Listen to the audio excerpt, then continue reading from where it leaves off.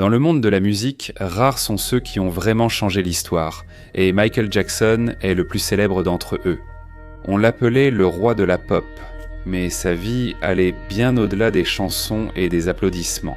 Depuis sa petite maison à Gary, dans l'Indiana, il s'est élevé jusqu'à devenir l'un des artistes les plus célèbres au monde de Separamandej. Il a changé la façon de faire de la musique et c'est aussi grâce à lui que les clips musicaux ont commencé à devenir des films. Mais malgré cela, sa mort a été controversée et de nombreuses spéculations ont émergé. Certains disent même que Michael n'est pas vraiment mort et d'autres affirment que sa mort a été simulée. Est-ce que c'est vrai ? Dans cette vidéo, nous allons examiner en détail tout ce qui concerne Michael Jackson. Mais avant de commencer, n'oubliez pas d'aimer et de vous abonner à notre chaîne. C'est une grande aide pour nous, les créateurs de contenu. Merci beaucoup et maintenant, commençons. Les difficultés familiales et son ascension vers la célébrité. Dans une modeste maison de 2 chambres à Gary, Indiana, débute l'histoire du jeune garçon qui allait révolutionner la musique. Né 8e de 10 frères et sœurs, Michael Jackson a grandi dans une famille pleine de rêves, mais toujours en manque de confort. Leur père, Joe Jackson, était un père strict et sévère avec des normes très élevées. Pour lui, il n'y avait pas de place pour l'erreur. Parfois, lorsque la performance de ses enfants n'était pas parfaite, la ceinture touchait leur peau pour leur rappeler qu'ils devaient toujours donner le meilleur d'eux-mêmes. Dans ses interviews, Michael a révélé avoir appris très jeune à craindre la ceinture de son père, une peur marquante pour sa personnalité. Mais derrière les punitions, Joe a aussi vu le talent exceptionnel de Michael. Et à chaque chanson et danse de son fils, il semblait voir l'espoir de sortir la famille de la pauvreté. Catherine, la mère de Michael, était l'opposé de son mari. Douce, attentionnée et le pilier silencieux de leur foyer. Elle a d'abord cru en quelque chose de spécial chez le jeune Michael. Même fatiguée par son travail chez Sears, elle n'a jamais laissé passer l'occasion de développer le talent de son fils. Mais avant même que leur succès ne prenne vraiment son envol, la première tragédie est survenue. La mort de Brandon, le plus jeune fils et jumeau de Marlon. La perte a laissé une blessure que la famille a portée, mais au lieu de faiblir, ils ont redoublé d'efforts. En 1965, Michael est devenu le chanteur principal des Jackson 5. À l'âge de 5 ans, sa voix unique et son énergie sur scène étaient déjà évidentes. À chaque concours de talent local, la foule éclatait en cris à chaque fois qu'il chantait. Et quand il dansait, c'était un enfant qui semblait être né pour les projecteurs. C'est en 1967 qu'ils ont eu leur plus grande chance, en remportant la soirée amateur de l'Apollo Theater à Harlem. À partir de là, ils ont été remarqués par Motown Records, l'un des labels les plus célèbres de cette époque. Avec l'aide de Diana Ross, ils ont signé un contrat en 1969. Leur premier single, Je veux que tu reviennes, a immédiatement explosé à la radio et est monté à la première place du Billboard Hot 100. À l'âge de 11 ans, Michael est devenu le centre du groupe. Sa voix, ses mouvements et son charisme ont immédiatement prouvé qu'il était la star derrière les Jackson 5. Les chansons ABC L'amour, Que tu sauves et Je serai là ont suivi. Des chansons qui ont renforcé le nom du groupe comme l'un des plus célèbres des années 70. Mais derrière les sourires et les cris des fans, Michael commençait peu à peu à ressentir de la fatigue et le désir de suivre sa propre voie. En grandissant, il commence à rêver de faire une carrière solo. Ce n'est pas seulement par ambition, mais aussi par désir de montrer qui il est vraiment en tant qu'artiste. Les difficultés de sa jeunesse, la peur, la discipline et les épreuves, tout cela est devenu le carburant de sa détermination. Et c'est depuis une petite maison dans l'Indiana que le voyage du jeune garçon qui allait se faire connaître dans le monde entier comme le roi de la pop a commencé. Un jeune garçon qui ne faisait pas que chanter, mais qui a changé le cours de la musique, pour toujours. Des sessions en studio à la célébrité mondiale, c'est à l'âge de 13 ans que Michael Jackson a commencé sur la voie qui allait transformer toute l'industrie musicale. Il n'était plus simplement membre des Jackson 5, il était désormais un artiste solo prêt à se faire un nom.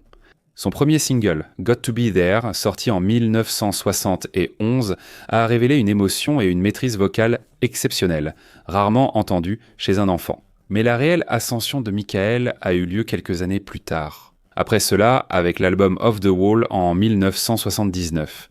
Avec l'aide du légendaire producteur Quincy Jones, ils ont créé un son jamais entendu auparavant. Une combinaison de pop, soul, funk et disco qui a explosé dans le monde entier. La chanson Don't Stop Till You Get Enough a été la première à devenir populaire, un morceau entraînant qui a immédiatement valu à Michael son tout premier Grammy Award. Mais au-delà du prix, cet album a montré qui était vraiment Michael. Un artiste avec sa propre direction et qui n'a pas peur d'expérimenter. Off the Wall n'a pas seulement été un succès, il s'est vendu à plus de 21 millions d'exemplaires dans le monde entier. Mais même avec un tel succès, il n'était toujours pas satisfait. Dans l'esprit de Michael, il pensait qu'il pouvait faire encore mieux, une œuvre qui changerait l'histoire de la musique. Et en 1982, il a sorti l'album Thriller. Rien ne pouvait l'égaler. Thriller est l'album le plus vendu dans l'histoire, avec environ 66 millions d'exemplaires vendus dans le monde entier. Mais son impact ne s'est pas limité à la musique, il a aussi explosé dans la narration visuelle. Dans les clips de Billie Jean, Beat It et surtout Thriller lui-même, Michael a transformé le clip musical en une forme d'art. La vidéo de Thriller, qui dure 14 minutes et a été réalisée par John Landis, montrait Michael en loup-garou et en zombie. Un chef-d'œuvre cinématographique qui a tout changé. La façon dont on regarde les clips musicaux a changé, le succès de Thriller a été exceptionnel, il était resté numéro 1 du classement Billboard 200 pendant 37 semaines. Il a eu 7 singles dans le top 10, un record difficile à égaler. Au Grammy Award 1984, Michael a remporté 8 prix, dont l'album de l'année, un moment historique qui a battu des records musicaux. Michael ne dominait pas seulement en studio, mais aussi sur scène. Son moonwalk présenté lors du 25e anniversaire de Motown en 1983 est aussitôt devenu le symbole de son excellence. Chaque mouvement, chaque glissade de ses pieds semblait magique. Même sa tournée Victory avec ses frères en 1984 est devenue l'un des plus grands concerts de la décennie. Beaucoup de monde, d'énergie, de légende. Là, il n'était plus juste un chanteur ou danseur. Il était devenu la référence. Michael Jackson ne faisait pas que de la musique. Il était la raison même pour laquelle le son, l'apparence et le ressenti de toute la culture pop ont changé. Et à chaque battement de Thriller, l'ère du véritable roi de la pop a commencé. Des tubes en tête et des contrats décisifs. Alors que la carrière de Michael Jackson atteignait le sommet, il s'est révélé être non seulement un artiste, mais aussi un homme d'affaires avisé. Il savait comment utiliser son talent, non seulement pour la musique, mais aussi pour prendre des décisions d'affaires intelligentes. En 1985, il a fait un geste qui a surpris toute l'industrie. Michael a acheté les droits d'édition des chansons des Beatles pour 47,5 millions de dollars. Il a même surpassé l'offre de Paul McCartney. Grâce à cet accord, il est devenu propriétaire de certaines des chansons les plus précieuses de l'histoire de la musique, comme Yesterday, Let It Be et Hey Jude. Cette collection lui a rapporté des millions de dollars chaque année et sa valeur ne cesse d'augmenter avec le temps. Mais ses mouvements rapides ne se sont pas arrêtés là. En 1991, il a signé un contrat avec Sony Music, considéré comme le plus important. Dans l'histoire de l'époque, la valeur totale était de 65 millions de dollars. L'accord prévoyait une avance de 5 millions de dollars par album et un bonus d'1 million pour chaque album vendu à 5 millions d'exemplaires. À la même époque, Michael est également entré dans le monde des endorsements. En 1983, il a signé un contrat de 5 millions de dollars avec Pepsi, une somme énorme à cette époque. L'accord comprenait une série de publicités et le sponsoring de la tournée Victory des Jackson. En conséquence, la part de marché de Pepsi a augmenté de 8%. C'est la preuve que tout ce que touche Michael se transforme en or. Et à mesure qu'il continue de devenir une légende, son pouvoir financier ne cesse de croître. En 1995, Michael a fusionné sa société Associated Television Music avec Sony Music Publishing, ce qui a donné naissance à Sony Associated Television Music Publishing. Une entreprise géante qui détient plus de 250 000 chansons. Cela inclut des chansons d'Elvis Presley, Bob Dylan et même de Taylor Swift. Au moment de sa mort en 2009, sa valeur nette était estimée à 500 millions de dollars. Cela fait de lui l'un des musiciens les plus riches au monde. Mais au-delà de l'argent, Michael a laissé un héritage d'intelligence et de stratégie. Il a prouvé que le fait d'être le roi de la pop ne concerne pas seulement la musique. Il s'agit aussi de penser au-delà de l'ordinaire. Alors que d'autres gagnaient de l'argent en chantant, Michael Jackson gagnait de l'argent en possédant la musique elle-même. Au-delà de la scène, les épreuves de la transformation. Alors que Michael Jackson atteignait le plus haut niveau de célébrité, des épreuves personnelles ont également commencé à arriver, mettant à l'épreuve sa force et sa personnalité. Au milieu des années 80, le public a remarqué de grands changements dans son apparence, en particulier la couleur de sa peau. Cela a entraîné des rumeurs selon lesquelles il aurait volontairement éclairci sa peau pour paraître blanc. En réalité, Michael était malade. Il souffrait de vitiligo, une condition qui provoque la perte de la couleur naturelle de la peau, et de lupus, une maladie auto-immune qui détruit les cellules du corps. Pour uniformiser sa couleur de peau à la caméra, il utilisait maquillage et crème. Une décision qui est ensuite devenue le sujet de jugements sans fin. Même s'il était moqué et critiqué, il n'a pas arrêté. En 1985, il a coécrit avec Lionel Richie la chanson caritative « We Are the World », récoltant plus de 63 millions de dollars pour les personnes affamées en Afrique. La chanson comprenait de grands noms comme Stevie Wonder, Paul Simon et Tina Turner. Un moment historique d'unité dans la musique. La même année, la tournée Victory a également commencé avec ses frères, rapportant 75 millions de dollars. Un nouveau record de vente de billets et de fréquentation. En même temps, il n'a jamais cessé d'aider. Des dons ici, de l'aide là-bas. De l'United Negro College Fund à la Make-A-Wish Foundation, Michael est devenu une inspiration en utilisant sa célébrité pour faire le bien.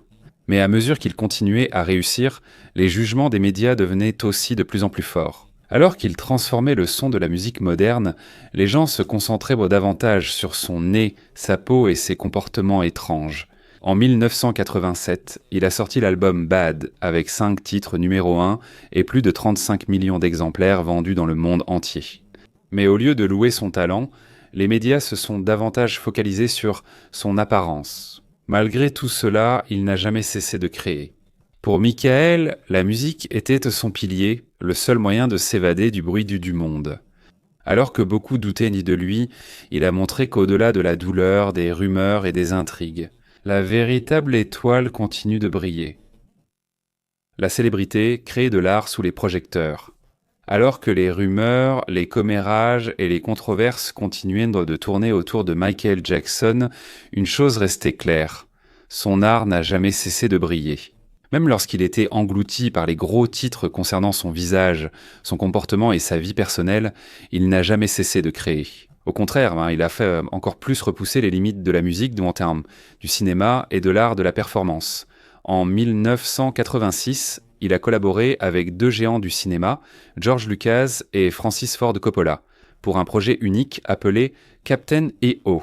C'était un film en 3 dimensions de 17 minutes qui combinait musique, danse et des effets spéciaux extrêmement avancés pour l'époque. Il a été présenté dans les parcs à thème de Disney et même s'il a coûté plus de 30 millions de dollars, soit l'équivalent de plus de 70 millions aujourd'hui, ce fut un immense succès.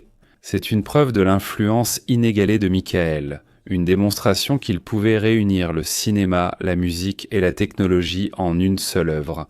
Alors que sa vie personnelle devenait le centre des discussions, Michael restait occupé en studio.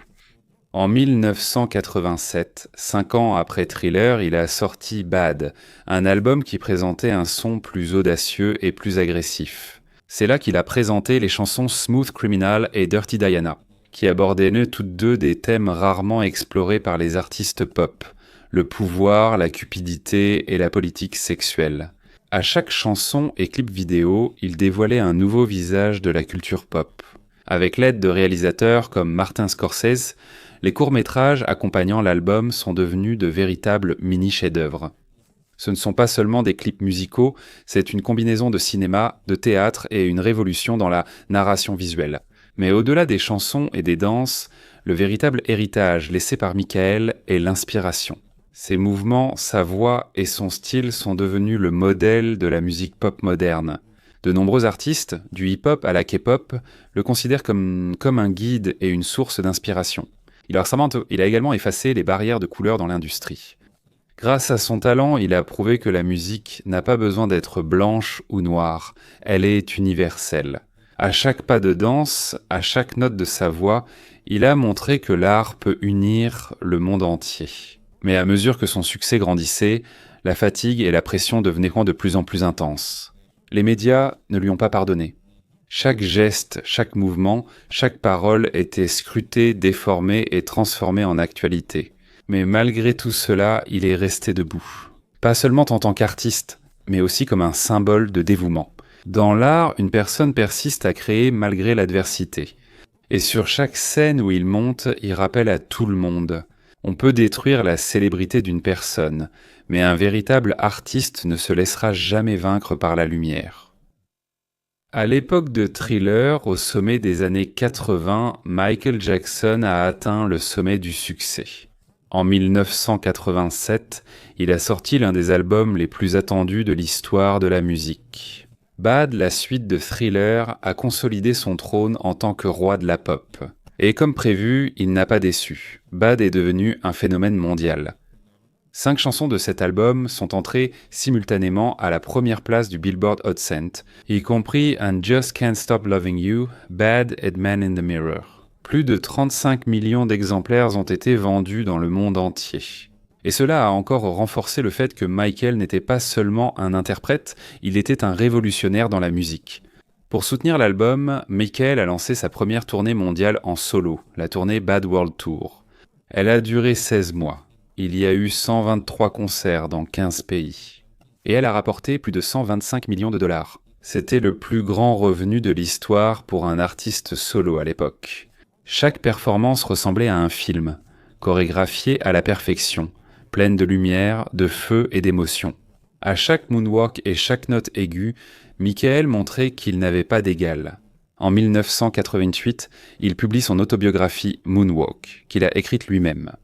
Le public a alors découvert ce qui se cachait derrière son masque, comment il a commencé et ses difficultés, sous la main de son père, et la discipline stricte qui l'a poussé vers le succès.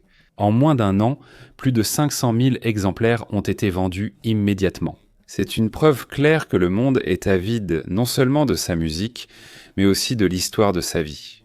La même année, Michael a acheté un immense domaine dans le comté de Santa Barbara, en Californie. Le célèbre Neverland Valley Ranch. Il s'étend sur 2700 acres. Il y avait un parc d'attractions, un zoo et son propre cinéma. Pour Michael, c'était son paradis. Un endroit où il pouvait redevenir un enfant, loin du bruit des caméras et des gros titres. Pour d'autres, c'est devenu le symbole de sa personnalité singulière et de sa passion pour l'univers magique de l'enfance. Malgré son succès, il n'était pas satisfait. En 1989, il a signé un contrat record de 65 millions de dollars avec Sony Music. C'était le plus gros contrat jamais signé par un artiste à cette époque. Cela comprenait une avance de 5 millions de dollars pour chaque album et un bonus d'1 million de dollars pour chaque fois que les ventes dépassaient encore 5 millions d'exemplaires. À la fin de la décennie, Michael était au sommet du monde. Il a révolutionné la musique, la façon de réaliser des clips musicaux et même le concept de superstar. Mais alors que les projecteurs devenaient de plus en plus intenses, les ombres dans sa vie s'approfondissaient peu à peu. La pression, la fatigue et le rythme soutenu. Le jugement constant des médias s'accumulait peu à peu, formant des vagues qui finiraient sans par se retourner contre lui. Mais à cette époque, aucun doute. Michael Jackson n'était pas seulement un artiste. Il a redéfini la culture pop et a rendu l'ordinaire impossible dans le monde de la musique. Double vie, le monde secret du roi de la pop. Alors que Michael Jackson atteignait de plus en plus le sommet de la célébrité, sa vie personnelle devenait de plus en plus chaotique et mystérieuse.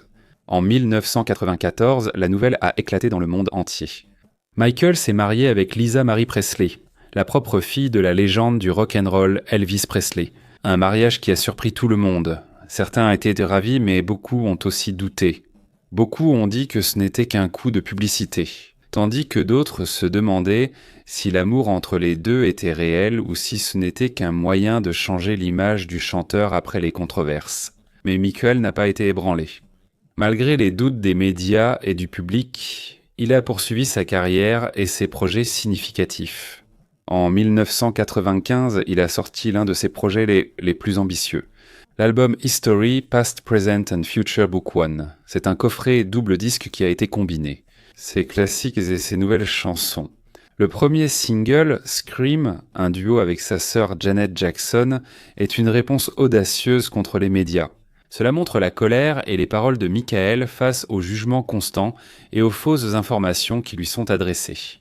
Et ce n'est pas tout. Les clips musicaux de cet album, comme Scream et Earth Song, ont été qualifiés de mini-films en raison de l'ampleur de leur production. Earth Song est une chanson puissante. Elle évoque la destruction de la nature et la maltraitance animale, a été numéro 1 dans plusieurs pays et a abordé des thèmes souvent ignorés par l'industrie musicale. Mais derrière les récompenses, le monde de Michael a commencé à s'effondrer. Après 2 ans de vie commune, il s'est séparé de Lisa Marie Presley en 1996. Des rumeurs de malentendus et de projets familiaux avortés ont commencé à circuler. La même année, il s'est remarié, avec Debbie Rowe, une infirmière rencontrée chez son dermatologue. Ensemble, ils ont eu 2 enfants, Prince et Paris Jackson.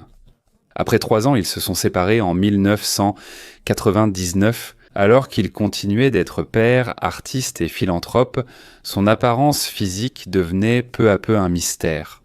Au fil des années, Michael devenait plus mince, sa peau s'éclaircissait et la forme de son visage changeait. À cause de cela, il est devenu le sujet favori des tabloïds qui ont publié des spéculations sur ses opérations, ses médicaments et même sur sa santé mentale. Certains disaient qu'il voulait effacer son identité noire. Tandis que d'autres disaient que cela était simplement dû à sa maladie, le vitiligo et aux insécurités issues de son enfance. Quelle que soit la vérité, le public sentait que la pression d'être roi de la pop avait un prix. Et c'était la disparition progressive de sa vie privée. Malgré les tempêtes, Michael n'a pas cessé de créer. En 1997, il a sorti Blood on the Dance Floor, History in the Max, un album de remix aux influences électroniques et danse. La chanson-titre a résonné dans le monde entier. Cela a prouvé que même au milieu des controverses, il pouvait toujours créer de la musique qui domine. À l'approche de la fin du XXe siècle, il est resté l'une des personnalités les plus connues au monde, aimé par des millions de personnes, mais toujours observé à la loupe par les médias. C'est une légende déchirée entre 2 mondes. La star de la pop que tout le monde voit et l'âme privée qui souhaite depuis longtemps sortir de la lumière des projecteurs.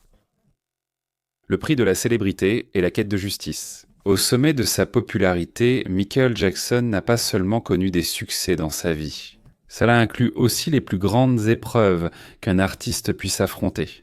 Alors qu'il atteignait le sommet du succès, les affaires, les controverses et les intrigues qui allaient mettre à l'épreuve son nom et sa personnalité se multipliaient en peu à peu.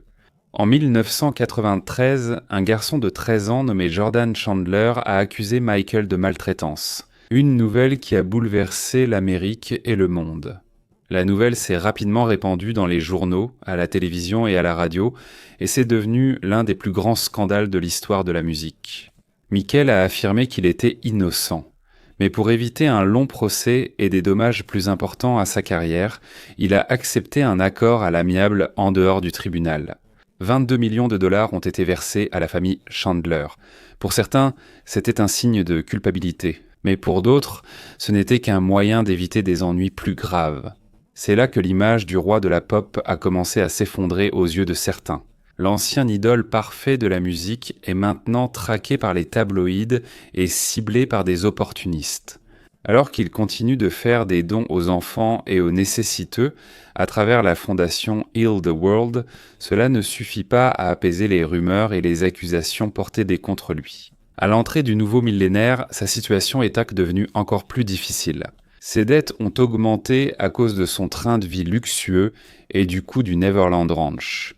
Le nombre de procès contre lui a aussi augmenté, y compris de la part d'anciens partenaires commerciaux. Mais malgré cela, il n'a jamais cessé d'aider, donnant des millions de dollars à des hôpitaux, des orphelinats et des projets caritatifs partout dans le monde. En 2005, son caractère a de nouveau été mis à l'épreuve. Il a été impliqué dans une autre affaire liée à des abus. Mais cette fois-ci, il a traversé tout le procès. Après un long combat judiciaire, il a été acquitté de toutes les accusations. Mais même s'il a gagné devant la loi, la blessure à sa réputation est restée. Et les personnes qui l'admiraient autrefois étaient désormais divisées. Certains continuaient à croire en lui, tandis que d'autres l'avaient complètement abandonné. Mais derrière tout cela, il continuait à se battre. Non seulement pour son nom, mais aussi pour la vérité et pour l'art qu'il aimait. Dans un monde rempli de célébrités, d'argent et de pouvoir, Michael Jackson est devenu un rappel vivant que le succès a un prix. Et dans son cas, le prix de la célébrité était le silence même de sa vie. Après sa mort, une étrange rumeur s'est répandue. On disait que Michael Jackson s'était secrètement converti à l'islam avant sa mort. Les rumeurs ont commencé avec des soi-disant indices et des histoires dans les tabloïds. Des photos de lui portant des vêtements traditionnels musulmans. Des rapports disant qu'il étudiait les enseignements islamiques. Et des rumeurs disaient même qu'il avait changé son nom en Michael. À mesure que les nouvelles se répandaient, les spéculations augmentaient. Certains disaient même l'avoir vu en compagnie de musulmans célèbres comme Cat Stevens, aujourd'hui connu sous le nom de Youssouf Islam. Et c'est cela qui l'aurait influencé. D'autres disaient qu'il avait été emporté par une époque pleine d'épreuves. Et il aurait voulu changer de vie en adoptant une autre foi. Mais sa propre famille a rapidement démenti cela. Selon Jermaine Jackson, qui s'est lui-même converti à l'islam en 1989, Michael n'a jamais prononcé la shahada, la profession de foi qui prouve l'appartenance à l'islam. Même les autres membres de la famille ont dit que, bien que Michael ait un grand respect pour différentes religions, il est resté chrétien jusqu'à son dernier jour. Cependant, les rumeurs n'ont pas cessé pour autant. En 2010, l'ancien garde du corps de Michael, Matt Fidesz, est apparu dans une interview. Et il a déclaré que le chanteur s'était vraiment converti en 2008. Beaucoup ont cependant douté de la crédibilité de Fidesz, surtout lorsqu'il a raconté d'autres histoires qui semblaient exagérées et sans preuves solides.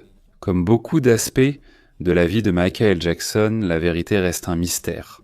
D'autres croient qu'il est un symbole de la quête sans fin des gens pour percer le secret derrière son image. L'idée que même dans la mort, il reste un mystère. D'autres pensent que cela prouve simplement que Michael était une personne ayant une foi profonde et un respect pour toutes les religions. Mais il n'a jamais renié ses origines. Jusqu'à présent, la question reste ouverte. Est-ce une invention des médias ou un secret gardé jusqu'à son enterrement ? Une seule chose est certaine. Tout comme sa musique, son esprit continue d'être débattu, discuté et admiré dans le monde entier.